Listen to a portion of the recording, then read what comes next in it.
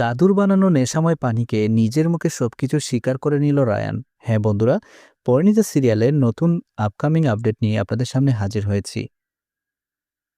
জি বাংলার জনপ্রিয় সিরিয়াল পরিণীতাতে আজ যা ঘটে গেল তাকে এক কথায় বলা যায় সত্যের জয়। এতদিন আমরা দেখেছি রায়ান আর পারুলের মধ্যে কেবলই মান অভিমান আর ঝগড়া। রায়ান তার মনের কথা পারুলকে বলতে গিয়েও বারবার থমকে যাচ্ছিল, কিন্তু আজ ভাগ্য যেন অন্য কিছু লিখে রেখেছিল। দাদুর এক বিশেষ ছোকরাতে আজ রায়ানের সব ইগো আর দেয়াল ভেঙে চুরমার হয়ে গেল। আজকের পর্বে আমরা দেখব এক বিরল দৃশ্য, যে রায়ান সবসময় নিজেকে খুব গম্ভীর আর খাটখুট্টা হিসেবে তুলে ধরে, সেই রায়ান আজ দাদুর বানানো একটি বিশেষ পানীয়কে নিজের হিতাহিত জ্ঞান হারিয়ে ফেলল। আর সেই নেশার গুড়েই সে পারুলের সামনে উগরে দিল তার মনের গহীনে লুকিয়ে রাখা সেই গভীর প্রেমের কথা। রায়ানের মুখে এমন সব কথা শুনে পারুলের তো চোখ কপালে।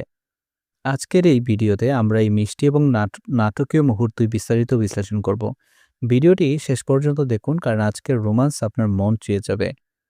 গল্পের শুরুটা হয় বাড়ির বাগান থেকে। দাদু অনেকদিন ধরেই লক্ষ্য করছিলেন যে রায়ান আর পারুলের মধ্যে ভালোবাসা থাকলেও কেউ কাউকে মুখ ফুটে কিছু বলছে না, বিশেষ করে রায়ান, যে কিনা সবসময় নিজের অনুভূতি লুকিয়েও রাখতে উস্তাদ। দাদু ঠিক করলেন সোজা আঙ্গুলে ঘৃণা উঠলে আঙ্গুল বাঁকাতে হয়। তিনি বাড়ির কিছু ভেষজ আর ফলের রস দিয়ে এমন স্পেশাল পানীয় বানালেন যা খেলে মানুষের মনের কথা বেরিয়ে আসবে। দাদু খুব কৌশলে রায়ানকে সে পানীয় পান করালেন।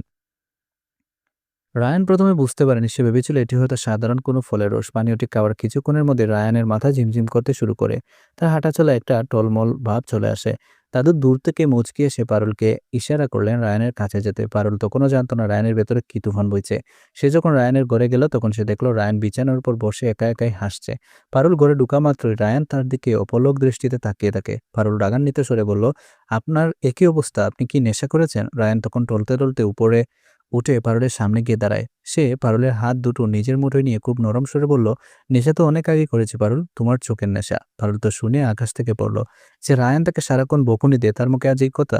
রায়ান আজ তামার পাত্র নয়। সে বলতে শুরু করলো, সবাই ভাবে আমি খুব গম্ভীর, আমি তোমাকে পছন্দ করি না, কিন্তু তারা জানে না সারাটা দিন আমার চোখ শুধু তোমাকেই খুঁজে বেড়ায়। তুমি যখন হাসো তখন মনে হয় আমার পৃথিবীটা সুন্দর হয়ে গেছে। আমি তোমাকে ভালোবাসি পারুল, অনেক বেশি ভালোবাসি। রায়ানের এই অকপট স্বীকারোক্তি শুনে পারুলের হাত পা কাঁপতে শুরু করলে। তার নিজেরও চোখ কপালে উঠে গেল যে এই সেই মানুষ যে কিনা এক সপ্তাহ আগেও তার সাথে ঝগড়া করছিল। পারুল রায়ানের মুখ চেপে ধরার চেষ্টা করলো। রায়ান আজ অনড়। সে ঘরের আসবাবপত্র সরিয়ে যেন এক নাটকীয় পরিবেশ তৈরি করে ফেললো।